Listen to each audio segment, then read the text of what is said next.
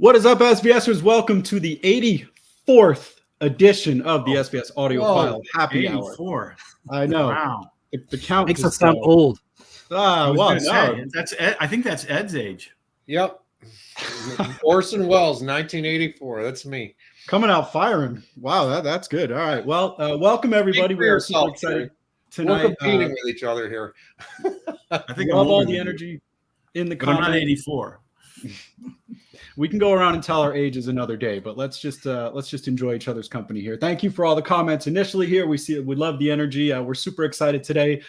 We have our first guest for a while, our non-SVS guest or non-event guest. So we're super excited to have Rheji Burrell, and we'll give him a proper introduction as we get a little further into it.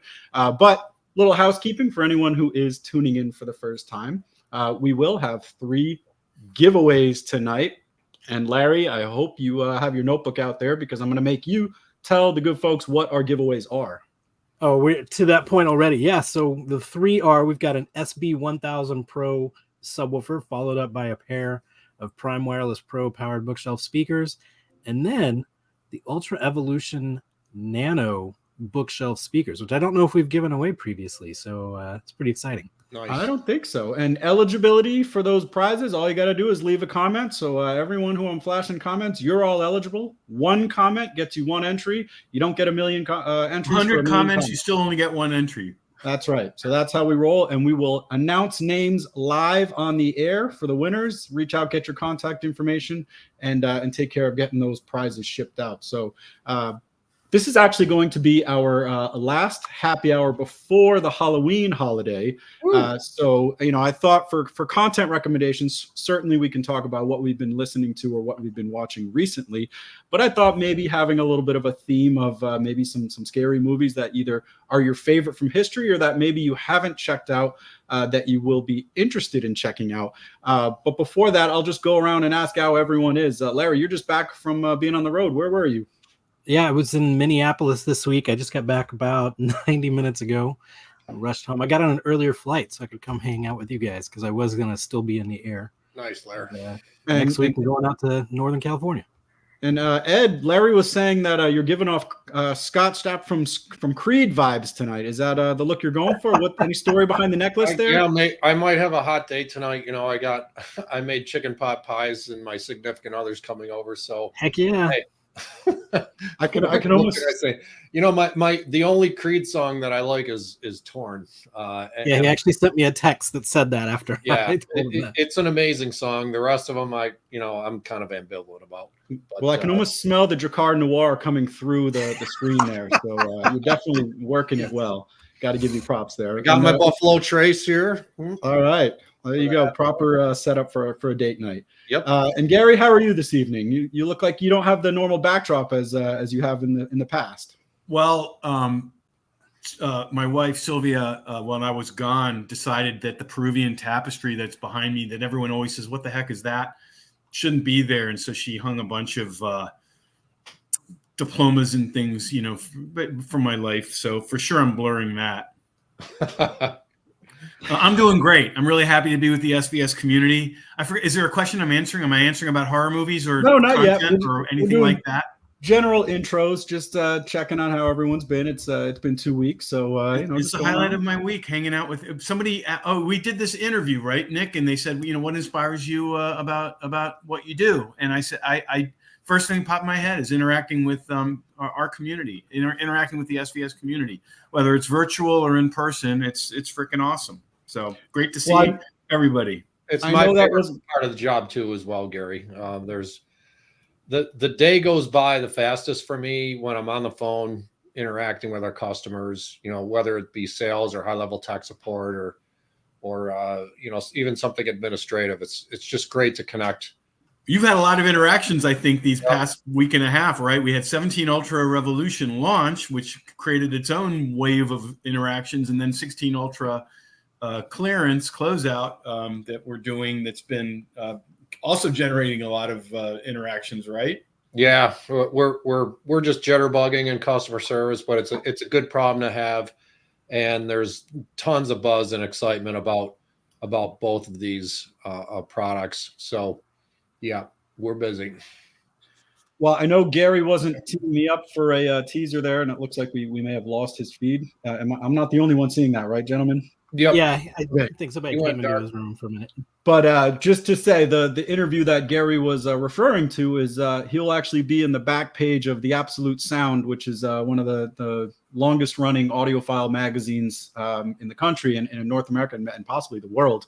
And that will be, I believe, in the December or January issue. So if you're not a subscriber, maybe it's time to pick up that one issue so you can get some insights from Gary, because it was a fun interview to be a part of, because I don't think in their world where they're covering a lot of $150,000 plus pieces of equipment, to get a perspective from a brand like SVS that's really trying to bring a lot more energy and a lot of different people to this hobby is unique for them. So we were very excited to be a part of that. So I think we should just get right into our content recommendations, because I'm hopeful that Gary's going to come back here, but not sure what's going on with the feed. So Larry, I know you of all of us are probably the biggest horror movie buff. So I'm curious to know what your recommendations are, and just fire away. Anything you've been checking out recently or that you can recommend? Well, I will tell you, one of my all-time favorites is Shaun of the Dead, and it just turned 20. And it's one of the best zombie movies of all time, but comedic as well. But it's, since we are in the season of horror, last week, my wife and I, we went to the double feature of Terrifier 2 and 3. And if you're not familiar with Terrifier, he's kind of the new icon in horror. He's a killer clown that has some of the most artistic kills you'll ever see on film. And I don't know if Art is, his name is Art. I don't know if I'd call him artistic, but there's never been anything like it that we've seen. And we had a really good time going to see the double feature of that. And I've been catching up on some Tim Burton flicks. And on my flight home today, I watched The Fly, the old Jeff Goldblum. Great movie. And when October comes around, I tend to delve pretty deep in that, because all the streaming services just unload a ton of horror movies. So if you have Hulu, they've got a ton. Peacock's got a bunch. Netflix. But yeah, I've just been digging deep in that. Watched Final Destination recently as well. So going way back. It's the season, no doubt. Yes, totally. Gary, all good with the feed? Yeah, sorry about that. Actually, I not to get too personal, but I had a guy here fixing our refrigerator, or not fixing it again. We've had no refrigerator for 2 months, but yeah, he just wanted to say goodbye to me, and hopefully I'm going to say goodbye to that refrigerator one of these days. Yeah, hopefully he's not coming back anytime soon. Right. Ed, what about you? What's been on your playlist? Am I talking about my content? I'm sorry if I missed the flow. No, I'm going here. to get to you. I'll get to you. We had Larry, and now we're going to move to Ed, and then we will move on. Well, you dissed him. Gary, feel free to go before me if you'd like. No. I feel like I lost the rhythm. All right. Go ahead. Just don't steal my content, because I haven't had much time to watch stuff, so I only have a few things. I grew up with all the Friday the 13th and Halloween and everything like that. So, I mean, those are just like part of my teenage years. But in more recent years, and I was still dating myself, it was 20 years ago, I thought The Grudge really creeped me out. I mean, that was a creepy movie that got under my skin. And that was, for me, a good horror movie more in my adult years. All right. Well, that's a great recommendation. And Gary, now the floor is yours. And I'm talking only about horror or anything you want. This is open forum. There are no rules. All right. So I'm not a horror movie person at all, because I have enough terror in my normal life to I don't need to seek additional terror. However, I do have very strong memories of The Exorcist, and I think we have a guest coming who said the same thing. So I had everyone in my family, my two sons, my wife, one of my son's girlfriend over, and I said, I'm going to freak you guys out. We're going to stream this movie that's going to freak you out. And I streamed The Exorcist for them in our theater. And about probably 20 minutes in, they're like, "Dad, this is so lame. This is so boring. I can't believe you think this is a scary movie." And then they sat through some of it, and they're like, "These effects are so stupid. We can see right through them." And I truly was heartbroken that this movie didn't scare them like it scared me. So that's my horror movie story. Should I talk about other content? Yeah. Give us some more recommendations. You had some good ones last time. So, first of all, I saw my best concert of the year so far, night before last. It was in the worst arena probably anywhere in Washington and Baltimore. It's called MFG Bank Arena or something like that. 3 initials, Bank Arena in Baltimore. Used to be called the Baltimore Civic Center, and now it's called this bank. I don't know the marketing department of this bank. I don't know why they would put their naming rights on this horrible place. Everybody was in line forever. I think half the people didn't get to their seats when the show started, but we did. We got there right in time for the first song, and it was magical. It was Stevie Wonder, who I've never seen. It was truly a bucket list moment. He hasn't lost a step. He played amazing. The band was amazing. Sound quality was amazing. It was worth all the drama to get to our seat. I just loved it. So that was my concert moment. And then I was telling the team, I'm trying to think of streaming that I've done. And actually, I did start season 2 of this Hobbit series that's on Prime, and it is really good. I told our community about season 1. I thought I'm not a Hobbit, fan. I don't particularly like the movies, but I like this show. I think it's great. So that's my recommendation. I think when it was released, that was the most expensive show ever produced. Right. And I think the 3 Body Problem either was one up on it or they were about the same. But yeah, it was something like 35 million episode. Yeah. Okay, I want to make sure there wasn't like a second Hobbit centric one. It's the one that's a prequel, I guess, to The Hobbit or Lord of the Rings or something, but it's really good. Power. Yeah. And this Christmas, we're getting an anime Lord of the Rings release in theaters too. Looks pretty snazzy. Well, there's something.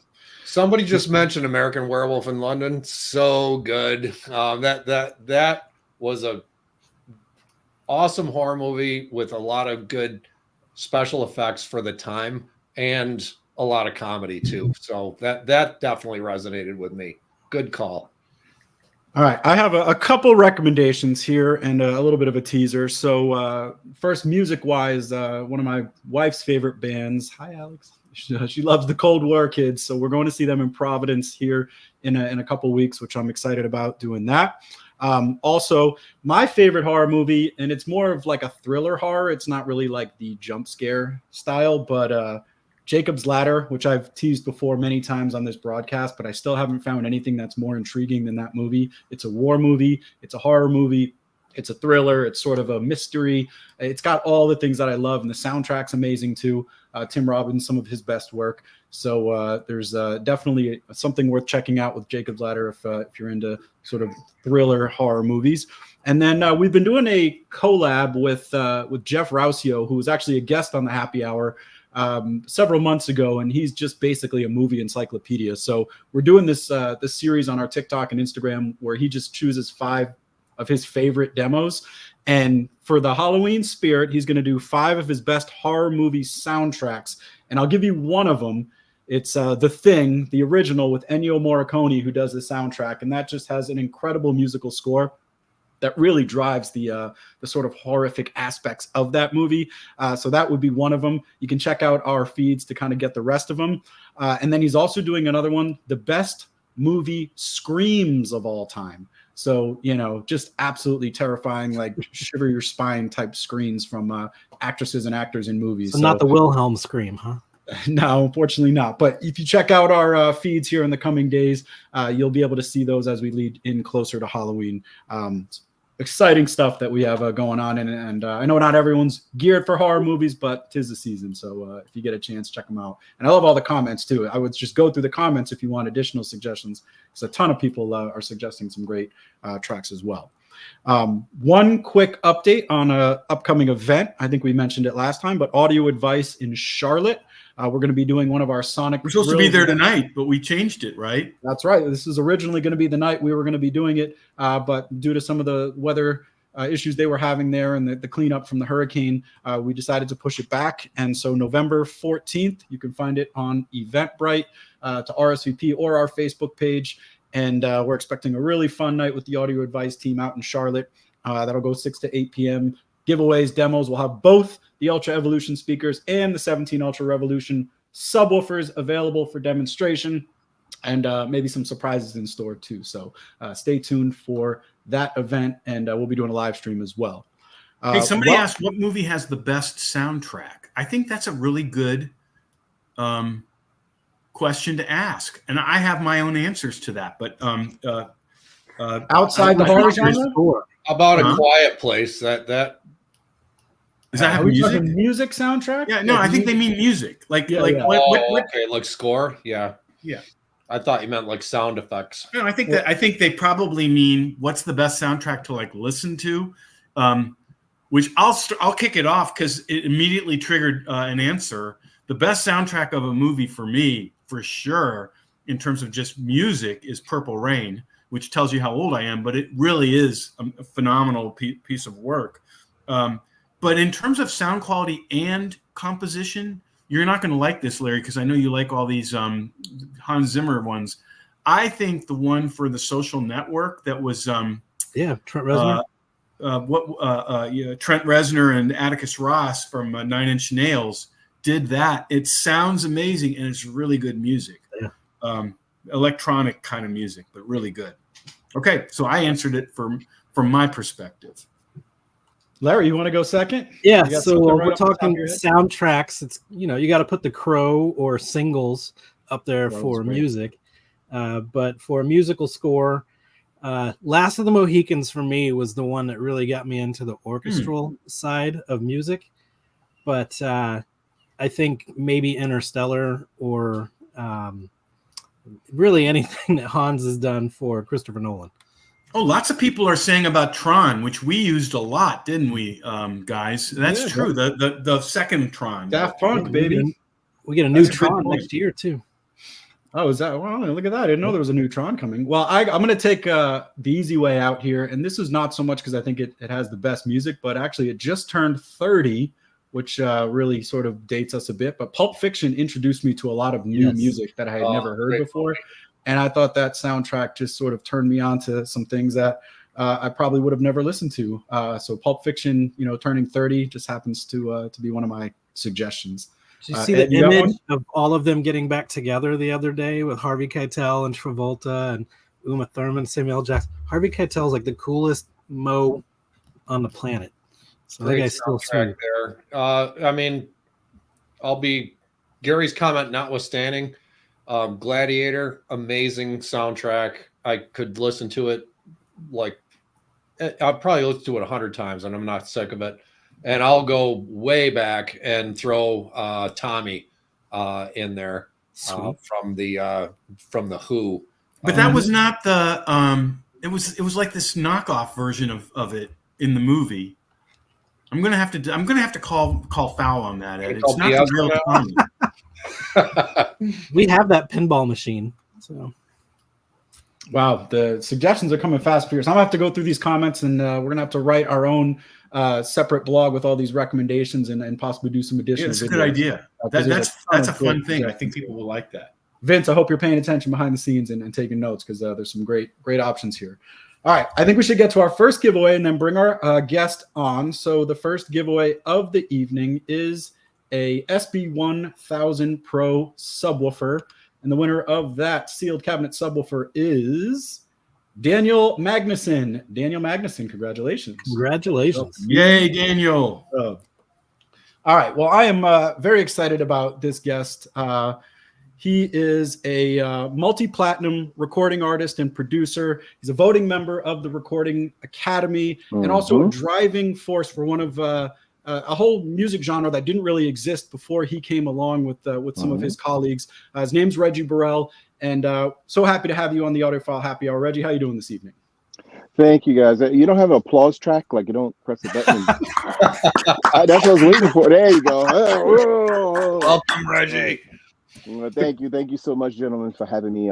Again, like I mentioned, this is I love new experiences. I love talking. I don't know. You'll get to know that I can really go. So you guys give me a sign if I get going too far. But again, thank you, audience out there, and hopefully we all learn a little bit more about each other.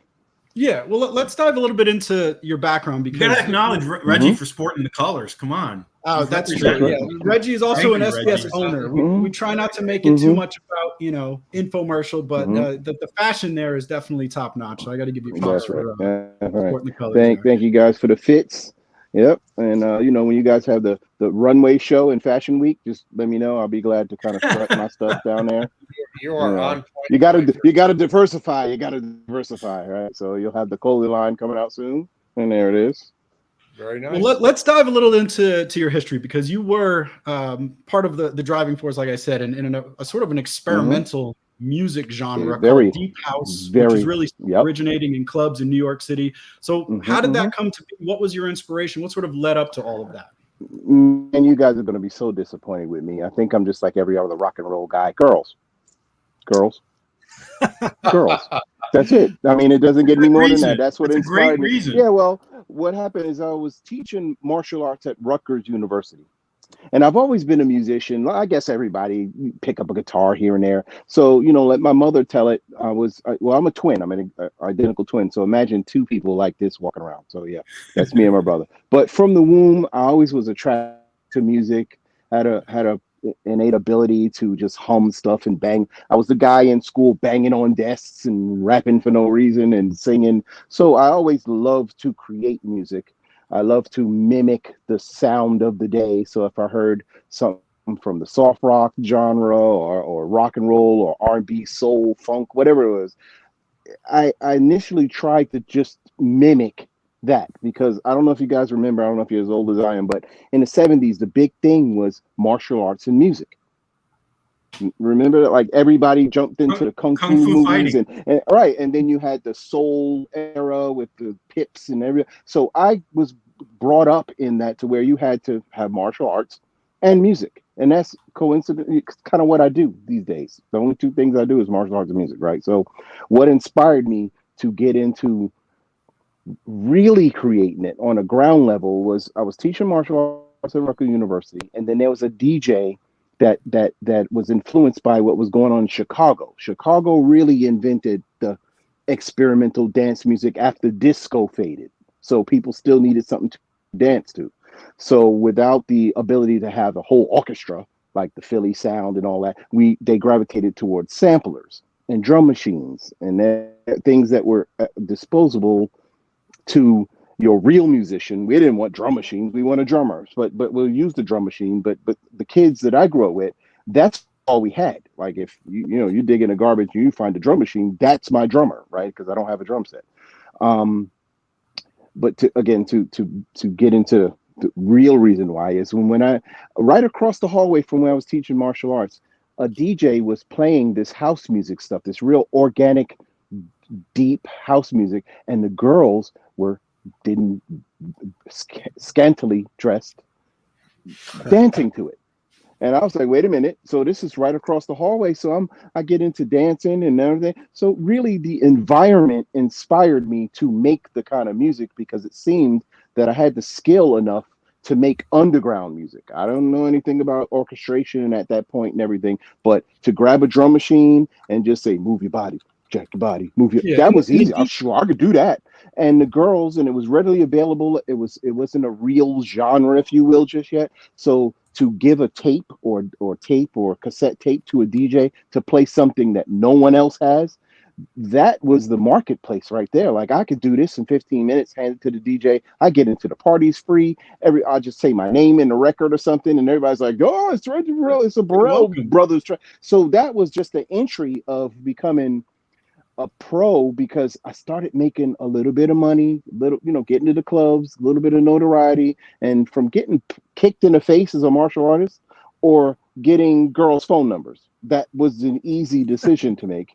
When you're 17, 18 years old. And I played in bands, but it's nothing like making your own music. So I always tried to make my own music, house music, what it's called now. It was very experimental, but there were no rules. And that was the easy part because nobody could tell you what you're not supposed to do. Right? A lot of what as long as you can dance to it.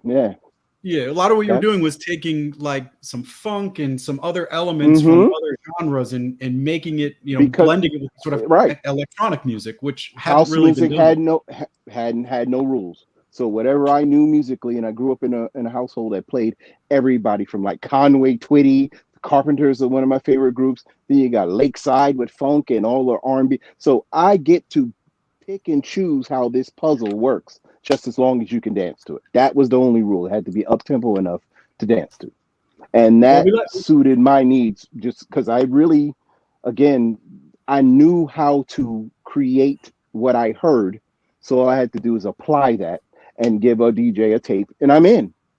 Yeah, that was the motivation, because I could do it. so And I think everybody's motivated by something they can do well. I could do that well. 10 minutes later, I have 5 songs, push them out. Everybody's dancing. DJs love it. I'm like, great. This is what I can do this. I definitely can do this. So you progressed from there though. And obviously throughout your career, you know, you worked with artists like Tony Braxton and Aaliyah, and you've been part, you know, of that musical movement, and tons of other artists as well. Was there any specific experiences along that journey that you look at as sort of defining moments in your career, or maybe, you know, things that you really just cherish deeply? Well, one of the defining moments, and I keep circling back to this, is how in my town of Franklin Township, New Jersey, if anybody's familiar with that, or Somerset, New Jersey, not a lot of people made it out of there. A lot of talent, loads of talent, but somewhere along the line, life gets them, you know, and they stagnate somehow. But we were young enough, and I like to say dumb enough, with pride. I didn't know not to do it, right? I didn't know. No one had a cap on me. So we went to New York. I used to catch the bus, no money in my pocket. You know, most people would say, no, that was dangerous and dumb. Well, it worked, right? So I'm outcome driven. It worked. So we would go to the studio. I'd eat the free oranges. Like, I didn't know what I was going to eat, but I know they had a bowl of oranges on the counter. So I would eat the free fruit there and do what I was doing. But my defining moment, I used to work for AT&T in the mailroom when I was like 18 years old. And we were putting a deal together, and I didn't quite understand how significant this would be. I was on Virgin Records, and I got a Virgin Records story for you. So Virgin Records wanted to sign us, and my managers at the time, I didn't even really know what managers do, but there were some people that cared about my career, I guess. And they said, we're signing you to Virgin Records. And I'm like, whatever, I'm going to work, and, you know, just whatever. When that check came,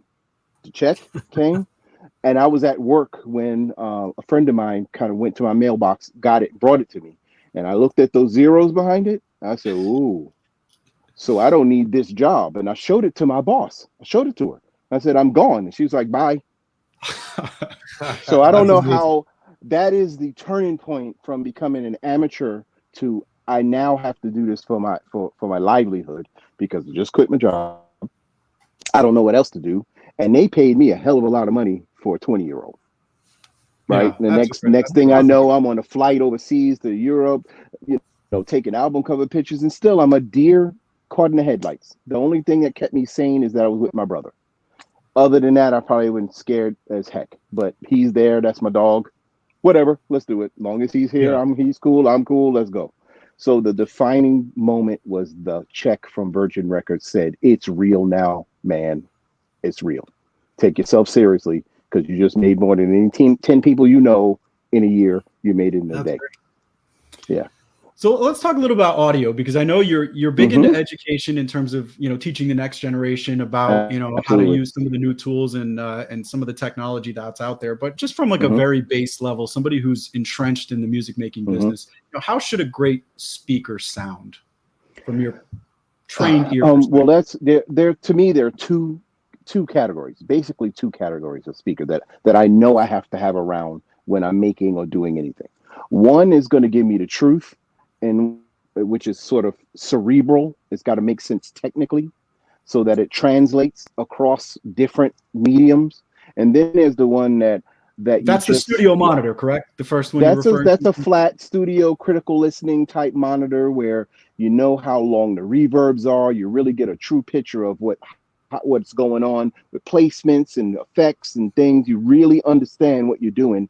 And then I turn that brain off and go to the emotional one, where it's like a boombox, or you're in a club. I mean, it's not exactly critical, but man, you can feel everything, the breaks, the beats, the vocals are there, and everything's good. So I like two types of speakers around me at all times. The one that's really surgical, and the ones that are really, you know, not that they're not surgical, but they're more there to hit you in the heart and your emotions. And they could be loud, big, wide, dynamic, have everything that you need for it just to sound good. And I reference this with my artists and other producers that I mentor. I say, I don't know if you remember, there was a show, or there's shows now that are music based, like Dance with the Stars and all that. When they say, well, what do you like about the music? They go, oh, the beat. That's not really, it's an answer, but it's not them drilling down to the tempo and to this and that. They just go, it's the beat. And I remember back when I was a kid, I didn't know what I know now. When I heard it, it was just dope. So I would rather trust a speaker that gave me heart and feel than a critical speaker any day.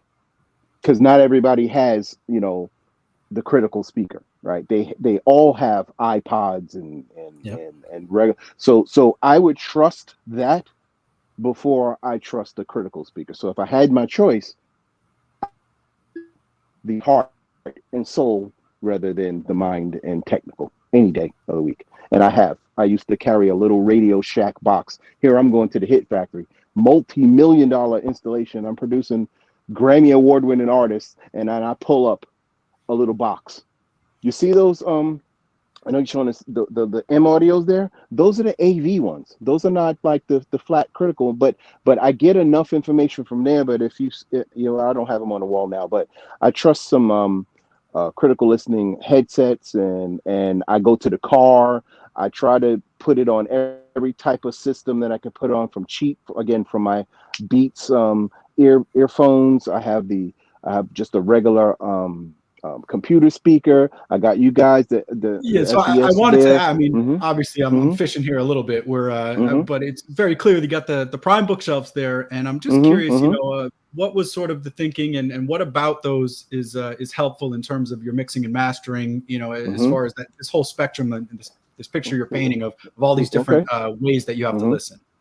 Well, like I said before, the more, I guess it can get a little ridiculous, but if you have 4, 5, 6 maybe sources to play your stuff back on, and you can get a good consensus of what's working on each one of those, I think you have a pretty good sounding record that's going to translate to a lot of different systems. So again, I use the pods but as far as your guys' speakers, I would think those, in my mind, it translates as the best version of what people are going to hear if they were to look at a music video, right? So we do music videos and all types of video content, especially nowadays, content is heavy. So if someone wanted to put this on TV and had a system comparable to the SVS systems, this is what they would hear. So that's a whole, another market other than your boombox people. You got your radio broadcast, which is those JBLs are more like radio broadcast type speakers. I got AV speakers. I got the little computer speakers, and I think your speakers fit nicely into the rainbow of sonic, playback that I would love to make sure that I have covered. Right? It's the upper echelon. I could be wrong, but that's just my impression of where it fits into my thinking of why I was very excited about receiving the product from you guys, because it's what I'm missing. So that's where I see you guys as far as I'm concerned. Someone else may say, well, they're good, better, but it's just like clothes, right? It fit me the way it fits me, and I wear it and I do what I do with it, and that's my personal taste. So you guys hit a space that I was missing in my sonic understanding of how I like to hear. And again, I'm mixing something right now. I don't know if you see it up there on Logic, but I'm mixing something and I'm checking it mono because I have one of the centerpieces, and I'm if I'm going a little far, let me know. But the two. It's an interesting. Your comments are really interesting to me because a lot of times we see this with producers. We don't make true near field monitors, yet producers appreciate the near field performance of our speakers. I mean, look how you have them there. It's just really interesting to me that because your ears are trained to sort of hear all the frequencies, in a near field as you're mixing music. And so the speakers need to really fulfill that expectation, but yet, if you put them in your living room, you should be able to enjoy them like a lay person, a person who's not a music person. So I find your comments really interesting and illuminating. Yeah, I have to remain both. I have to put on the technician hat and then put on the 15-year-old guy that just wants to rock out. I've learned to turn them on and off. While I'm mixing, while I'm really understanding what the song is made out of, that's one way of looking at it with my ears. And then I turn it off and I just want to dance. I want to get up and bop my head and high five my wife, and we just act crazy and silly. And I can understand it from a fan point of view, where the vocal's loud enough. I didn't understand what he said right there, or the bass is too. So I can listen, and then I can have the technical skill to make the adjustment instead of just go like, oh, I don't know what I'm hearing. I do know what I'm hearing. But I like to enjoy it like a fan, and I do. I mean, I rock out, guys, here. I mean, if you really saw how I act like a nut in this little studio, I do. And I'm still in love with music. I'm still in love with making music. I'm in love with how sound makes me feel. And anytime I hear a speaker, I try to put it into my like a mechanic has a whole shop, but you may just need to change a light bulb. You don't use everything all the time, but he has the ability to use it all the time. So these speakers are my tools to understand where my songs and things that I work on may or may not play, and I just try to have it be represented in the best sonic light, if you will, through the representation of the speakers. And again, like I said, your guys' products fit what I did not have. So I did want to ask about sort of the evolution, because I feel like, probably early on in your career, you were having to go to a studio and you would have to, be somewhere where all this equipment is. And now, for people who are maybe coming up and want to get into music production, it's not necessarily having to align yourself with a studio. I mean, look what you've created in your living space here. And so what has really changed, and how, what kind of advice could you give to somebody who may be looking for a similar track? Well, I can tell you it changed, but it changed back. Now, this is my experience of 40 years, right? At first, when you couldn't afford to go to studio, you had to buy the stuff yourself, secondhand, borrow it, beg, borrow, whatever, to get it, and then you had to. I wouldn't say steal, but I wouldn't give it back to him. I'm just kidding. If you left your drum set over my house, I'd be kind of hard to find after that point. It may be acquired. Yeah, I acquired it. I mean, right now I got a buddy that I was in the band with in high school. He still has my drum machine. I asked for it yesterday. Where's my drum machine? And he's like, well, I'll look for it. I'm like, come on, man. But anyway, I just had that conversation yesterday. Can you find my drum machine, please?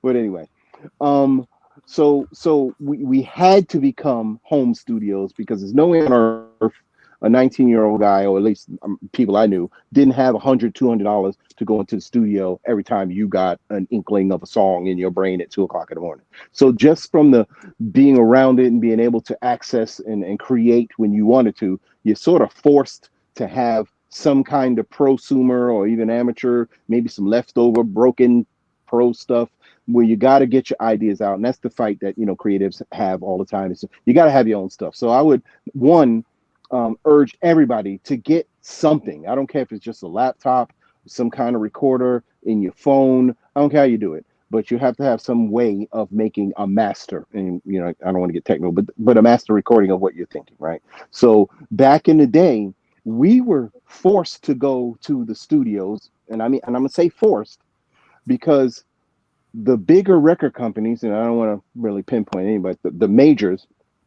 they owned their own studios, right? So if you want to work for them, it's a matter of control, really, more than anything, because you got garage bands, you had other bands, and let's say the Beatles would go to a castle and record, and so you didn't necessarily need a studio, but they want to control the product. And the best way to control your product is manufacture it in your warehouse, right? So the studios would have your songs on their tapes in their studios. So basically, it was more about that than your sound. Honestly, I mean, that's just the guy that I know that for a fact, because I would make records in my studio, and then when they wanted to transfer it or do it on an artist, we really wouldn't do. I'd make all the record in my house and just transfer it onto a tape. So what am I really doing there besides using? And here's really what you're doing is for vocals. Vocals, you have to have an isolated situation where you're singing on a $10,000 C800 or some Telefunken or the U87, or I don't have a $6,000 mic right now. I'm singing on a $500 mic. It's a Rode back there. You don't really have to work on the best equipment ever to sound amazing when you know what you're doing. And here's one of my favorite sayings. It comes over from martial arts. It's not the sword, it's the swordsman. Totally. Fascinating. Yeah, it's the swordsman. So I mean, again, if me and you played Michael Jordan, who you think would win? It's probably him. I don't care what kind of basketball. I don't care what court. It could be raining, snowing, sleeting. All five You're of us never gonna win. All Jordan, five of us, we're never gonna beat him because it's him. It's not the basketball. It's not the shoes. It's not the uniform. It's him. So when you become a sort of like an expert, or at least have advanced knowledge of what you're doing, I can make a hit record with a spoon and a rubber band. I've always been that way. So I don't need the hit factory. I didn't need none of that. But it's part of a system. It's part of a process. They have your material. They control the material. They have the masters. You're in the studio and you leave. And plus, it adds to your bill, to your budget. Sure. So what really costs $100,000, they're going to bill you $300,000 because you don't know. How do you know? Okay, so it's just part of it. And I hate to be the grizzled old guy, but it's the studio thing. But now, so just to complete the thought, now we can afford the same equipment that they have because of plugins and other manufacturers kind of bringing down the price of maybe things aren't so analog, they're more DSP based and stuff. So I now Logic now costs $200. When I bought it many years ago, it was $1,200. That was a barrier of entry. Now it's really not. All my stuff is on a computer. If you'd have asked me 20 years ago, would I have 2-3 computers making music? I'd be like, heck no. I'm still a tape guy. But now it's all digital from rooter to tutor. I can make your song right now, release it, and you can download it on your phone the same night. Well, so all of that has contributed to why you need to be at home now, because you can. You can now. Well, maybe you can make us better intro music for the happy hour. We'll have to work maybe a collab on there because ours leaves a little to desired with our countdown. But on that note, I love to ask everyone who's involved with making music. I mean, SVS knows a little something about subwoofers, and from a music making perspective, why is low frequencies important to music? Well, low frequencies again is where your heartbeat, the doom doom, it's down in that frequency to where you feel it, right? Sub is a feeling more than an audio sort of signal towards you. It more supports, just like your heart and vascular system supports you, right? So I know that all the information you need about a song is going to be in the mids, high mids, and highs, right? That gives you the details.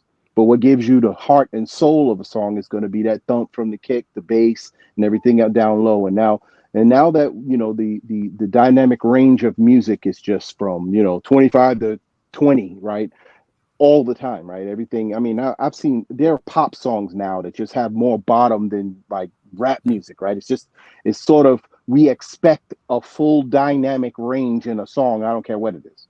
Right. And I mean, even in orchestral music, when they go down and you hear the in the theater, you need the bottom, because the bottom and the subs are just what gives you the feel. It's all feel, it's heart, it's soul, it's the frequency of the heartbeat. I need to feel the whole range. And I think, again, we get detailed, we get real cerebral in the highs and mids, but that bottom comes at you. It just rocks you back in your chair. So that's what I need from it. As I listen to you, you keep referring back to the emotional impact of the music. And I do think, you're kind of a humble dude. I think you're the one.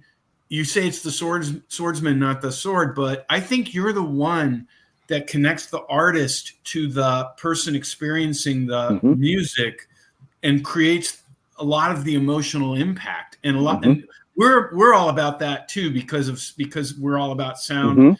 I'm totally nerd about music. I love music so much. go to live music a lot, and listen to all different kinds of genres. But when I really feel that emotional connection, it's a combination of the artist, the producer who somehow connects what the artist has in them to a feeling, an emotional connection. And then for us, we want to create speakers and subwoofers that render it truthfully to what the artist and the producer was trying to create to complete that emotional connection. Yep. Yeah. And again, that's why I have 5, 6, 7 speakers at all times, because again, we all listen to music on different mediums. So I have to make sure what I'm doing translates to those mediums, because I'm not going to dictate to where people are. I'm going to reach you where you are. Right. So with that being said, just one speaker doesn't do it all, but they all represent a nice portion of your life. Again, when you're at work and you got headsets on, it's still got to sound good. It just does. I can't leave it out. It's got to work. So again, you guys are doing, you're definitely contributing to how I make music and why I make music. If I can get it sounding good on all these speakers, man, I'm just a happy camper every time. Rheji, I gotta say those vintage JBL 4408s, man, they bring me back. I bet that is one of your emotional connection speakers. Absolutely. It just has to be. And I got to tell you that every record that I've made, and I'm probably responsible for about 45, 50 million worldwide now, every last one of them were made on those speakers, those exact speakers. And I wouldn't like them, those speakers. Yeah. I won't. Well, I will not make music without them. We got to give away some speakers real quick, and I'm going to keep you on, Rheji, because there's a couple more things I wanted to ask you. We don't want if you don't mind hanging with us. We're watching the comments. I'm here. I'm listening to you. You're just great, and you're reminding us all why we do what we do, and I think you're reminding the SVS community why we love experiencing content the way it was supposed to be. I'm right with you guys. I'm telling you, if I'm not making music, I'm listening to it. I'm listening constantly. I don't make music. I just listen. But can I tell you my Virgin story real quick? I know Let me do my giveaway about it because somebody needs to listen to music through some new speakers that they're going to get. They're going to win right now, and that person who's going to be listening to music from a pair of Prime Wireless Pro wireless speakers is Chris Cunningham. Congratulations, Chris. Congratulations. Congratulations, Chris. Rheji, continue. Thank you. So, all right. I want to hear what Rheji has to say. So, Rheji, you're back on. Okay. You guys are asking about the scary movie, and I know, Gary, you said something about The Exorcist. So The Exorcist is sort of like my worst and best, right? It's best because I will not watch it, right? So I'm there with you. But here's something I didn't know, and it could have changed the trajectory of my life. Virgin Records put out the Exorcist theme. That soundtrack was on Virgin Records. That's right. Tubular Bells. I didn't know that. If I knew I was going to the epicenter of Exorcist, I don't know. I would have felt some kind of way about it. Like but that guy made that music before the movie. I think the music was appropriated after he made it. It's very interesting. Rheji, you gotta tell the story. That wouldn't have made no difference to me at 20. I would have been like, I'm not being associated with The Exorcist. I'm not doing it. So, but I didn't know that till many years later. Story about that you were riffing on before. Yeah, when you were putting the VHS in. Tell our community about that. I had the DVD, and I was gonna sit back and kind of watch a bunch of horror movies and stuff, and I just got up the nerve, if you will, to say, you know what, let me just almost watch this, right? Just because I'm a man, like, let me just see if I can do this. So I put it in the DVD. It comes on, the intros, and then my DVD goes out for no reason. I mean, I play DVDs all the time. My son come over, we watch a movie. So it should work, right? So I take it out. Remember back in the day, you blow on it, maybe rub some water, rub it on your pants, and you stick it back in. Pushed it back in. It kicked it back out. Right. So I said, okay, let me see if it's the machine. So I put in another movie. Right. It played just fine. Nothing. Oh, good. Took that one out. Put another one back in. Played that. Great. And then I put The Exorcist back in. Put it in. This time, I said, okay, God, universe, if I'm not supposed to listen to this, let me know. Just let me know. The TV and the DVD cut off. And that's when I threw out my horror collection. The Omen went, all of that, all of it, anything that had to do with that, I just can't keep. I don't have it. Till this day, I don't have any of that. Rheji, Mhm. you told us that story before the show started, and I thought Mhm. about it, and I want to ask you a question. What Mhm. if your DVD player could only play The Exorcist and nothing else? How would you feel about that? I wouldn't have a DVD player. Yeah. See ya. Yeah, Back that's to simple. VHS. That's easy. No, back to VHS, back to whatever. Maybe I'll watch someone else's. I don't know, but yeah, no. You don't want a haunted DVD Mm-mm. player. So I just Rheji, I'm not messing with that. I don't need that kind of pressure. we got I a have great 5 two-part- daughters. I don't okay. need any more pressure. Yeah, no. Yeah. Mm-mm. We got a great Yeah, two-part I'm question good. from our community. Susan wants to Okay. know, one, how would you describe how you've grown musically since the start of your Mhm. career? And then second part, do you get That's to a make good one. music for yourself, or is it always, someone giving you direction and sort of projects that you're involved with? Okay. One, I've grown to either fall more deeply in love with the songs that I loved before, because my ear now is a more seasoned, or I should say, I expect to love it in a different way, because again, when I'm listening to a song that was made in the 80s, I'm listening to it with a 80s knowledge. I'm 20, 30, whatever. But now that I've grown in my technical skill, I get to listen to the inside of the music a little better. So I've grown as a different level of appreciation for my songs. And honestly, it's just like what they say, don't meet, your favorite superstar, because you might get disappointed. So I've listened to songs that I thought I loved and go, ooh, the guitar's out of tune, or it's not as fast as I thought it was. Or it's completely amazing. Like, I didn't know that keyboard was left and right, and it's really not one keyboard, it's like 3. So I revisit my songs and songs that I love through my childhood and through my life, and I'm either extremely pleasantly surprised, or I'm a little like, it's not as good as I thought it was. It fell out on my charts a little bit. I don't Demoted. Yeah, so I've grown that way, or digressed, either way you look at it. And the second question is, do I make music for myself? I've always made music for myself, and let me explain this. I was getting interviewed one time, and somebody said, well, how did you feel about your audience and the people that were making music? I said, I don't want to curse, but I didn't give a really. I just noticed at that moment that I really didn't make it for anyone else but me, and I shared it with you. See, if I don't love it, it doesn't go. Right? I got to be the first fan, right? It's coming out of my speakers. If I'm not nodding my head and going, oh, I can't believe I made something this dope. If I don't feel that way, you'll never hear it. So I always make music for myself, but I share it with other people. So whether I write a song for someone, or I release it on my own label, or I do what I do, it's always for me first, always. Yeah. And then I share it with. So that's why I'm secure and saying, all right, I don't care if you like it. It's not for everybody. I do hip hop, I do R&B, I do pop music, I do house music. I've done a little rock music, some reggae. I have distributed a reggae label at one time, a reggae label. So I'm into everything, and not everything's my favorite. Matter of fact, one of the records on my wall, I don't know if you see that when it went gold here, I didn't particularly like it. Love the artist, but I was like, you really like this? And it went gold for me. So, I mean, not everything's my favorite. I'm not that pompous to say that I'm just dope every time, but I'm creative every time. I appreciate all my kids, if I may, that they're all mine. I love them all for different reasons. And I always make music for myself because I'm still a fan. So if I'm not fanning out on myself, I'm doing a disservice to anybody I'm trying to get to love this. So I love that. And before we let you go, I know you have an album that you were involved with. It's up for a pretty big award. Can you tell us about that before we let you go? We'll wrap things.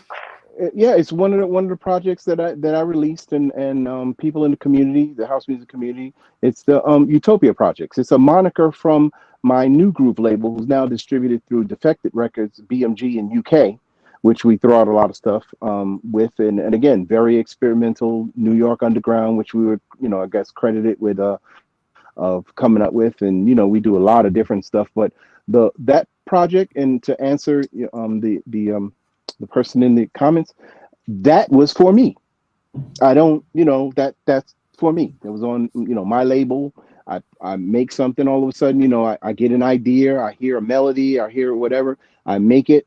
I have the ability, and I think we touched on this before, why you have a studio in your house opposed to going to studios all the time. Now, if you don't have the skill, like, to do it, it's going to take you a couple years to really get good at it, maybe, but you can go to studios, and I'm not slamming studios. Please go to studios if you feel like that's your vibe. You really don't have the capacity or expertise to really make your vision come true. By all means, please go to studio. Just my personal journey.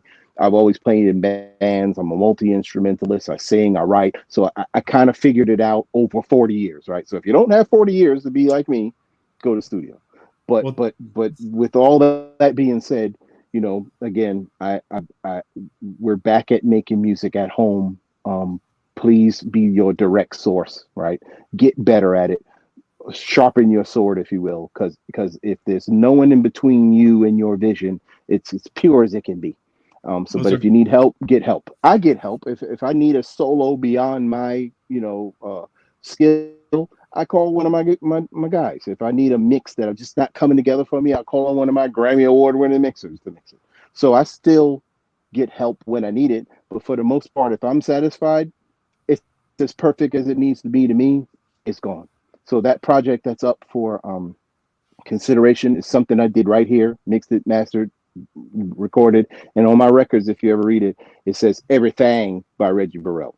I don't even get into all of it. It just says Everything by Rheji Burrell. So everything you think of. It's on New Groove Records. Check him out, Rheji Burrell. You can find him online. Check out his website there. We appreciate you staying a little extra longer Rheji, today. thank you so much. You shared so much wisdom in such a short amount of time. I hope you'll consider coming back sometime. Absolutely. That was awesome. Thanks, Rheji.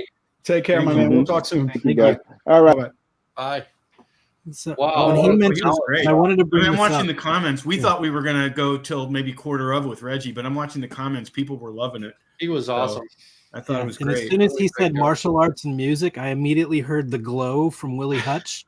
And I don't know if you guys know what I'm talking about, but the movie The Last Dragon. And I wanted to ask him about that, if that had any like sentimental, whenever you're seeing the art of music. Well, we'll have part two interview coming. Yeah. I think we should. I think he's got a subwoofer coming on the way too. I was trying to. It's hanging on my wall, but I can't remember where it is in here. All right, couple quick questions. What do you think? We got. I think probably we should do the giveaway. Final giveaway. All right. Yeah. Well, teaser. I already mentioned it. Audio Advice. We will be there live on November 14th. So that will be our next live stream that we do. I hope everyone has a wonderful Halloween, gets to watch some scary movies, and bring some suggestions for what they really enjoyed. Our final giveaway of the evening is a pair of our brand new Ultra Evolution Nano speakers, and the lucky winner of those is one Mr. John Launderville. John Launderville, congratulations. Awesome. Congratulations. Those are nice sounding speakers. Yay, John. I just got to take another minute to thank Rheji Burrell for joining us on the broadcast today. Amazing. Rheji was awesome. Thanks, inspirational. Anyone looking to get in the music making business, follow a lot of that advice that he gave, because I think what a great story too. Just the way he kind of got into the industry. Yeah. Really interesting guy. It's chicks, all right, man. well, I think he said 65 million. Did I hear that correctly? 60. I mean, this is a multi-platinum artist, and just so humble and sharing of what he's learned. That was just awesome. And we caught some of your questions, so we're going to get back to them at a future happy hour. We'll announce those dates coming up on the site. But again, thank you everyone for tuning in. Thanks you to Rheji. Everybody. Thank you, gentlemen, as well. And we'll catch you guys next time. Happy listening. Have a good night. Thanks. Bye, everybody.